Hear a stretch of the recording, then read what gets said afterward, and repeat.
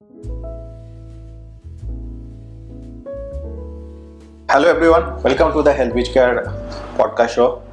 And my name is Amit. I'm the founder of Health Beach Care, a healthcare marketing agency helping hospital doctor clinics to grow their profitability with the help of our proven system called Pool Tier. And আজকে আমাদের সাথে উপস্থিত আছেন doctor Sukanta Bhattacharya, doctor Paul's advance hair and skin solution থেকে। ধন্যবাদ আপনাকে আসার জন্য, অনেক অনেক ধন্যবাদ আপনাকে। ডক্টর পলসের সম্বন্ধে অনেকেই বিস্তারিতভাবে জানেন বা অনেকেই শুনেছেন, তবু আমি আর একবার বলবো যদি আপনি একটু ডক্টর পলসে কি কি আপনাদের ক্লিনিকে ট্রিটমেন্ট হয় বা আপনি যদি একটু বিস্তারিত বলেন আপনাদের। Doctor Paul's advance hair and skin solutions নামের মধ্যে বোঝা যাচ্ছে যে মূলত আমরা হেয়ার এবং স্কিনের ট্রিটমেন্ট করে থাকি, এবং হেয়ার এবং স্কিনের আমরা বলি 360 ডিগ্রি সলিউশন। আচ্ছা, মানে কারোর হয়তো হেয়ার ফল হচ্ছে বা কারোর হেয়ার রিগ্রোথের দরকার আছে। হেয়ার রিগ্রোথের ক্ষেত্রে আমরা দুরকম ভাবে করতে পারি, একটা মেডিকেলি ট্রিটমেন্ট হয়, একটা সার্জিক্যালি ট্রিটমেন্ট হয়।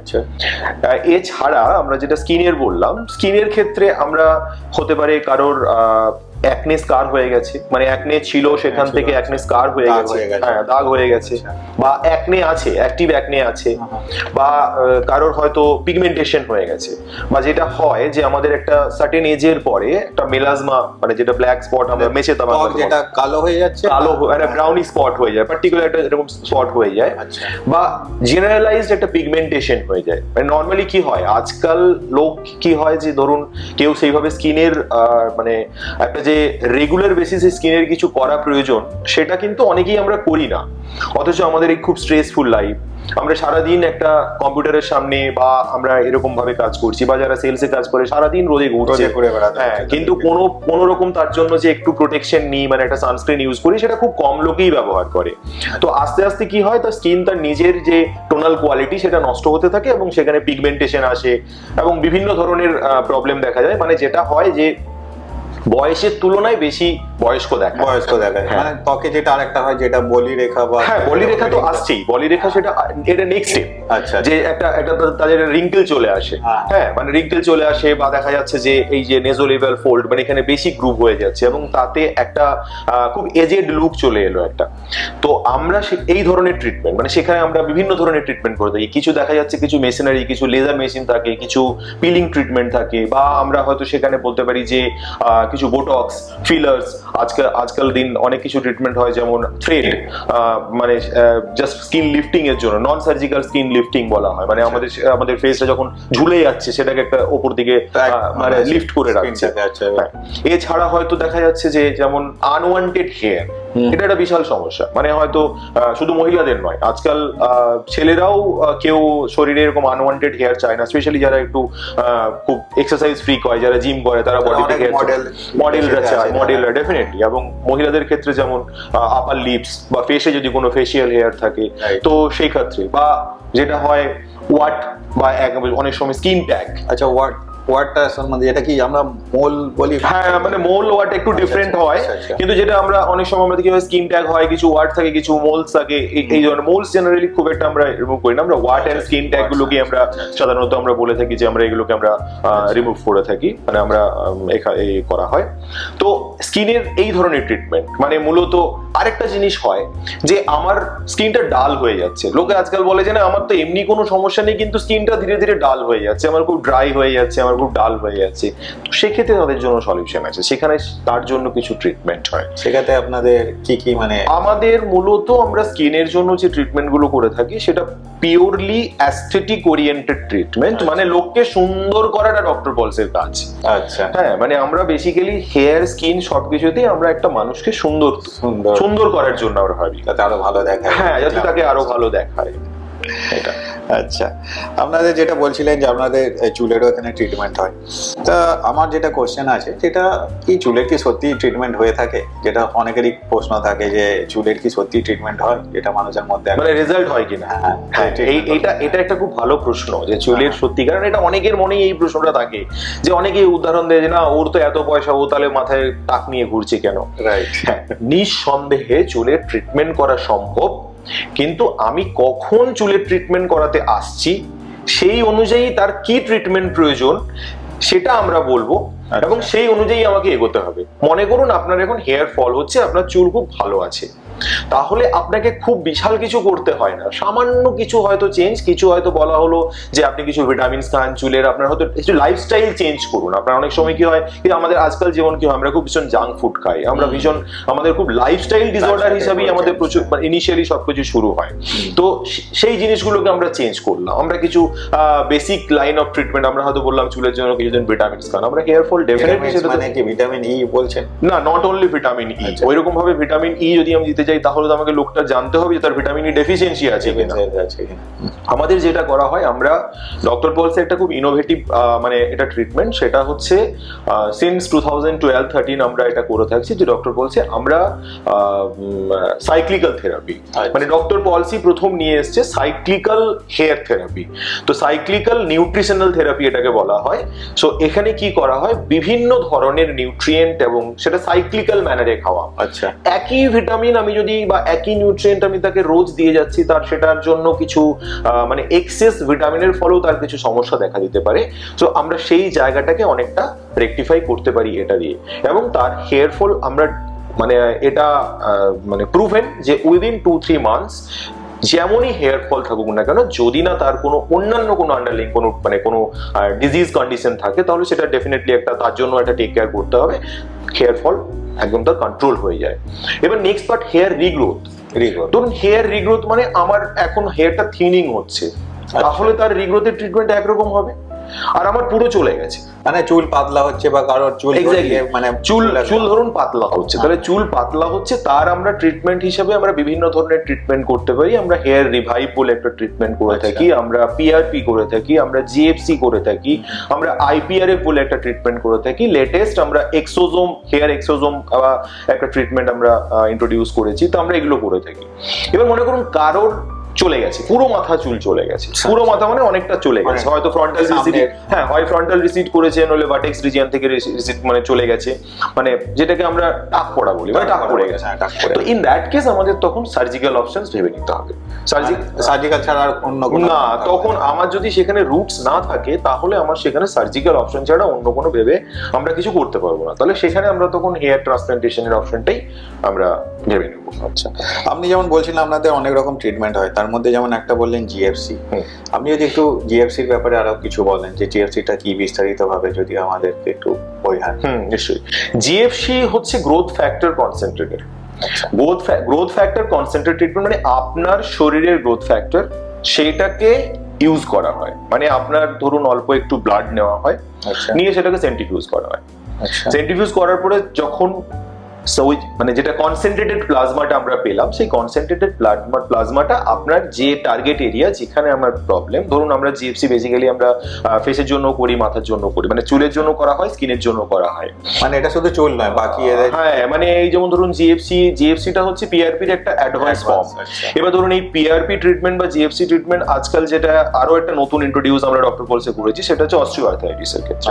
মানে সেটা আমরা নিতে আমরা ইনজেকশন দিই, মানে নিতে আমরা প্লাজমাটা ইনজেক্ট করি। তাতে কি হয়, ধরুন যারা অস্টিওআর্থ্রাইটিক পেশেন্ট থাকে, মানে আমরা গ্রেড 1 বা গ্রেড 2, ডেফিনেটলি আমরা যদি একদম খুব ডিজেনারেশন হয়ে যায় তাহলে হয় না, কিন্তু গ্রেড 1 বা গ্রেড 2 তে আছে, সেই কেসে আমরা কি করতে পারি, আমরা তাকে পেন রিলিফ করে, এবং এটা বলা যায় যে কয়েকটা সেশনস এর মধ্যে তার সেই পেনটা রিলিফ হয়, এবং ধরুন 5 থেকে 10 বছর তাকে ওই হয়তো যদি নি সার্জারির প্রয়োজন থাকে, সেই জায়গাটাকে পিছিয়ে ফেলা যায়, আমরা ডিলে করতে পারি। তার সাথে ধরুন কিছু হয়তো বলা হলো যে কিছু হলিস্টিক মেডিকেশনস, কিছু এক্সারসাইজ, এরকম সেটা বলে দেওয়া হয়। তাহলে কি ব্যাপারটা পুরোপুরি সুস্থ হবে না, না ওটাকে আপনারা একটু মানে কোনটা চুলের জন্য না আমি যেটা অস্টিওআর্থ্রাইটিসের ক্ষেত্রে আমরা ডিলে করতে পারি।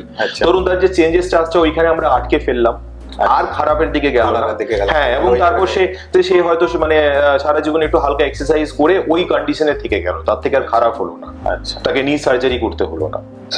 এবার আপনি যেটা বলছিলেন ডক্টর পলসের অনেক শুনেছি যে অনেক টাইপের হেয়ার ট্রান্সপ্লান্ট হয়, তা আপনাদের ডক্টর পলসে কি টাইপের হেয়ার ট্রান্সপ্লান্ট যেটা বেশি হয়ে থাকে? হ্যাঁ, ডক্টর পলসে যেটা হেয়ার ট্রান্সপ্লান্ট করা হয়, হেয়ার ট্রান্সপ্লান্টেশন মূলত যেটা আমাদের সারা ভারতবর্ষ জুড়ে যেভাবে ট্রিটমেন্ট হয়, দুটো টেকনিকে হয়, একটা এফইউটি আর একটা এফইউই। বেসিক একটা টেকনিক্যাল ডিফারেন্স, মানে এফইউটি তে যেটা করা হয় হেয়ার ট্রান্সপ্লান্টেশন মানে হচ্ছে আমরা একটা জায়গার চুল মানে রুটসকে তুলে আরেকটা খালি জায়গা যেখানে খালি হয়ে গেছে আমি সেখানে বসাচ্ছি। মানে এটা হচ্ছে অনেকটা প্ল্যান্টেশন, মানে ধান চাষ করার মতো, আমি এক জায়গা থেকে তুলে নিয়ে গিয়ে আরেক জায়গায় বসাচ্ছি। এবারে কি হয়, যখন এফইউটি টেকনিক যেটা হয় সেখানে আমরা মাথার পিছন থেকে একটা স্ট্রিপ কেটে নেওয়া হয়। আচ্ছা। আর এফইউই টেকনিক যেটা ফলিকুলার ইউনিট এক্সট্রাকশন বলা হয়, সেখানে একটা সিঙ্গেল রুটকে এক্সট্রাক্ট করে যেখানে দরকার সেখানে বসানো হয়। ডক্টর পলসে যেটা করা হয়, এই আমরা এখন যেটা করি সেটা হচ্ছে এফইউই টেকনিক। এফইউই টেকনিকের যেটা হয় যে পোস্ট মানে এফইউই যে কমপ্লিকেশনস সেটা অনেক কম।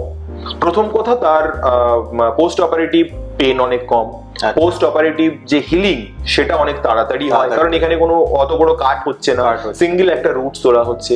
আর ডক্টর পলসে একটা ইউনিক যেটা আরেকটা টেকনোলজি, সেটা হচ্ছে ডক্টর পলস একটা কম্পিউটারাইজড ওয়েতে অ্যানাস্থেটিক মানে ডেন্টাপেন ইউজ করা হয়, যার ফলে কি হয়, আমরা এটাকে পেনলেস হেয়ার ট্রান্সপ্লান্টেশনস বলি। মানে পেনলেস বলছি এই কারণেই, মানে মনে করুন হেয়ার ট্রান্সপ্লান্টেশনে যেটা হয়, ইনিশিয়াল যখন আমি মানে অ্যানাস্থেসিয়া দেওয়া হচ্ছে, একটা অল্প হলেও ব্যথা লাগে। হ্যাঁ, অনেকেরই আমার মনে হয় এটা একটা ভয় থাকে যে হেয়ার প্রচন্ড ভয় থাকে। এক্স্যাক্টলি, হবে কি ট্রান্সপ্লান্টেশনের অনেক কটা ভয় থাকে। ট্রান্সপ্লান্টেশনের প্রথম ভয় হচ্ছে যে লোকের একটা খুব মানে একটা ধারণা আছে যে হেয়ার ট্রান্সপ্লান্টেশন মানে হচ্ছে যে আমার বুঝি ব্রেনে তারপরে আমি আর কোনো কাজ করতে পারবো না, ব্রেন পুরো নষ্ট হয়ে যাবে। হ্যাঁ, প্রথম কথা এটা বলে রাখি, হেয়ার ট্রান্সপ্লান্টেশন মানে যে লেয়ারে করা হয়, স্কিনের যে লেয়ারে করা হয়, তার অনেক নিচে ব্রেন থাকে, এটাতে ব্রেনের কোনো এফেক্ট হয় না। এবং আমরা যদি আজকে উদাহরণ দেখি, তাহলে অনেক স্পোর্টস পার্সোনালিটিস আছে, অনেক ফিল্ম স্টার আছে, যারা হেয়ার ট্রান্সপ্লান্টেশন করানোর পরে তার নিজ নিজ জগতে সে বহুদিন খুব স্বনামধন্যভাবে মানে স্বনামের সাথে সে কাজ করে গেছে। হেয়ার ট্রান্সপ্লান্টেশনের কোনো সাইড এফেক্ট নেই। হেয়ার ট্রান্সপ্লান্টেশন হচ্ছে আপনার একটা ফুল রেস্টোরেশন নিয়ে আসতে পারে, আপনার লুকস পুরো চেঞ্জ হয়ে যায়, একদম পুরো চেঞ্জ হয়ে যায়। আপনারই মাথার চুল বা আপনারই মাথায় একটা জায়গায় রুটস বা বডির, যেমন এফইউতে আমরা অন্য জায়গা থেকেও নিতে পারি, বডি হেয়ার নিতে পারি আমরা, এখান থেকে মানে বিয়ার্ড পার্ট থেকে নিতে পারি আমরা, আপনারই মাথার বা আপনারই বডির কোনো রুটসকে নিয়ে যেখানে খালি সেখানে বসানো হয়। এবং ডক্টর পলসের hair transplantation painless hair transplantation, ব্যথার কোনো মানে ভয় থাকে না, এবং খুব ডাউন টাইম বিশাল কিছু দিনের নয়। আমরা বলি যে একটা 5 to 7 ডেজের একটা মানে আপনার একটা প্রিকশন থাকে। মানে ধরুন আপনি যদি কেউ ওয়ার্ক ফ্রম হোম করে, সে ডে 1 থেকে ঘরে বসে কাজ করতে পারে। যারা অফিসে যেতে হয়, আমরা বলি যে 7টা দিন ছুটি নেবেন, ফর সেফার সাইড, মানে আপনি বাইরে বেরোবেন না। জেনারেলি 48 ঘন্টা পরে আপনি মাথায় একটা ক্যাপ দিয়ে আপনি বেরোতেও পারেন, কোনো অসুবিধা হয় না। কিন্তু 7 ডেজ একটা ছুটি নেবেন, ভালো, কোনো ভয় নেই, 100% রেজাল্ট ওরিয়েন্টেড, এবং দুর্দান্ত আপনার একটা রেস্টোরেশন হয়। আচ্ছা, এবার অনেকেরই আর একটা যেটা হয়ে থাকে যে আপনি যেমন বলছেন অনেকে বাইরে বেরোতে হয় হেয়ার ট্রান্সপ্লান্টের পর। এবার এরকম হতে পারে যে আমি যদি হেয়ার ট্রান্সপ্লান্ট করি, আমার চুলটা কি তাহলে আবার কাটা যাবে, বা আমি কি চুলে তেল মাখতে পারি, বা আগের মতো যেমন করতাম, ঠিক আছে, সেরকম কি আমরা আবার হেয়ার ট্রান্সপ্লান্টেশনের পর কি আমরা করতে পারি সেই জিনিসগুলো? হ্যাঁ, এটা একটা সত্যি লোকের প্রশ্ন থাকে। আপনি সবকিছু করতে পারেন। আচ্ছা, আপনি এখন যা করছেন আপনার চুল নিয়ে, ট্রান্সপ্লান্টেড হেয়ারও আপনি তাই করতে পারেন, কারণ ট্রান্সপ্লান্টেড হেয়ারটা আপনারই হেয়ার, আপনার অন্য জায়গায় ছিল শরীরের, হয়তো আমরা বলতে পারি স্ক্যাল্পের পিছন দিকে ছিল বা বেয়ার্ডে ছিল, আমি সেখান থেকে তুলে যেখানে খালি সেখানে বসানো হয়েছে। সো আপনি ওটাকে নিয়ে যা এখন করছেন আপনার এক্সিস্টিং হেয়ার নিয়ে, আপনি তখনও তাই করতে পারেন, কোনো অসুবিধা নেই না। এবার আপনি এর আগেও আমরা কিছু ট্রিটমেন্টের ব্যাপারে বলছিলেন, যেমন হেয়ার মানে হেয়ার নয় মানে স্কিনের ট্রিটমেন্টের ব্যাপারে, যেখানে আপনি একনে এগুলোর ব্যাপারে বলছেন। এবার অনেকেরও হতে পারে যে ধরুন কারোর কোনো স্কিনের সমস্যা নেই বা সমস্ত কিছু ঠিক আছে তার স্কিন, তা হলেও কি তারা আপনাদের ক্লিনিকে আসতে পারে, বা আপনি তাদের জন্য কি সাজেশন? হ্যাঁ, প্রথম কথা দুটো জিনিস আমি বলবো, শুধু ট্রিটমেন্ট নয়, তার সাথে কিছু ম্যানেজমেন্ট। আচ্ছা, ম্যানেজমেন্ট মানে সেটা হতে পারে ডায়েটারি ম্যানেজমেন্ট। আমরা একটা ডায়েট চার্ট দিয়ে থাকি যে আপনি একটু হেলদি ডায়েট নিন, ঠিক আছে, প্রচুর পরিমাণে জল খান, আপনার স্কিন ভালো রাখার জন্য আপনি একটু junk food, fried food avoid করুন, অ্যান্ড তার সাথে সাথে ধরুন আপনার স্কিন সেরকম ভাবে কোনো সমস্যা নেই, কিন্তু যাতে সমস্যা না হয় তার জন্য দুটো জিনিস বা তিনটে জিনিস আমি রাদার বলবো প্রত্যেকটা লোককে করতে, প্রত্যেকটা মানুষকে করা উচিত। সেটা হচ্ছে প্রথমত হচ্ছে ফেস ওয়াশ ইউজ করা, ক্লিনিং করা, সানস্ক্রিন ইউজ করা। আপনি যখনই বিশেষ করে যারা পুরুষ, হ্যাঁ পুরুষরা ইউজ করতে চায় না, জেনারেলি করতে চায় না বলে আমি তো রোদে বেরোই, হ্যাঁ আমি তো হ্যাঁ, কিন্তু সানস্ক্রিন ইউজ 100% প্রত্যেকের করা উচিত। এছাড়া মনে করুন আপনার স্কিনে একটা ড্রাইনেস দেখতে পাচ্ছেন, ডাল লুক আসছে, সেইভাবে কোনো সমস্যা নেই, আস্তে আস্তে আপনি দেখতে পাচ্ছেন ডাল লুক আসছে, তো আমাদের এখানে সেগুলোর জন্য ট্রিটমেন্ট অনেক কিছু আছে। আমাদের এখানে একটা ট্রিটমেন্ট আছে, আমরা ডার্মালজিকা, ইউএসএ ডার্মালজিকার সাথে কোলাবোরেশনে আমাদের একটা ট্রিটমেন্ট হয় হাইড্রাফেশিয়াল, সেটা প্রো অ্যাকোয়া হাইড্রাফেশিয়াল বলা হয়, এবং হাইড্রাফেশিয়ালের দুটো ভ্যারিয়েন্ট আমরা এখানে করে থাকি। একটাতে একটু নর্মাল, ধরুন যাদের শুধু ডালনেস আছে, অন্য কোনো সমস্যা নেই, আর একটা হচ্ছে কিছু মানুষের স্কিন থাকে যে একটা পিগমেন্টেশন শুরু হয়েছে, টোনাল কোয়ালিটিটা চেঞ্জ হচ্ছে, হালকা চেঞ্জ হতে শুরু করেছে বা চেঞ্জ হয়ে গেছে, তো সেই ক্ষেত্রে আমরা তখন লেজার কম্বিনেশনে একটা হাইড্রাফেশিয়াল করা হয়। হাইড্রাফেশিয়াল ও সাথে লেজার দুটো কম্বিনেশনে একটা ট্রিটমেন্ট আমরা একটা অ্যাপ্রোচ দিয়ে থাকি। তো এই দু ধরনের ট্রিটমেন্ট আমাদের এখানে ওটা করা হয়। এছাড়া আমরা জেনারেলাইজড স্কিন টোনকে যদি ইমপ্রুভ করতে হয় সেটার জন্য আমরা ইন্ট্রাভেনাস গ্লুটাথিয়ন ইনজেকশনস দিয়ে থাকি, তাতে আপনার জেনারেলাইজ স্কিন টোন চেঞ্জ হয়। এই ট্রিটমেন্টগুলো তারা করতে পারে। আচ্ছা, এবার যদি আপনি বললেন যে হাইড্রাফেশিয়াল, এটা কি মানে কোনো পার্টিকুলার ফ্রিকোয়েন্সি থাকবে, যা ধরুন আপনি মানে প্রত্যেক মাসে নিতে হবে বা 6 মাস ছাড়া, বা এটা কিভাবে মেনটেন করবে যাতে আপনার স্কিনটা ঠিক থাকে বা যেটা গ্লোটা কন্টিনিউয়াসলি মেনটেন হয়? দেখুন, আইডিয়ালি যে কোনো ট্রিটমেন্ট একটা তার আমি বলবো যে একটা মেনটেনেন্স করা দরকার, বিকজ স্কিন আর হেয়ার একটা মেনটেনেন্স বেসড ট্রিটমেন্ট। আপনি মেনটেন করবেন, ভালো থাকবেন, আপনি যখন কোনোভাবেই মেনটেন করবেন না, কারণ আপনি তো ওই এক্সপোজার গুলোতে যাচ্ছেনই, আপনি তো আপনার নেচার অফ জব বা আপনার যা নেচার সেটা তো চেঞ্জ করছেন না, আপনি তো সেই কাজ করতে আপনাকে রোদে বেরোতেই হবে। তো তাহলে আপনাকে একটা নির্দিষ্ট ইন্টারভেল, আমরা সেটা বলি কোনো ট্রিটমেন্ট 3 উইকস ইন্টারভেলে, কোনো ট্রিটমেন্ট 1 মান্থ ইন্টারভেলে।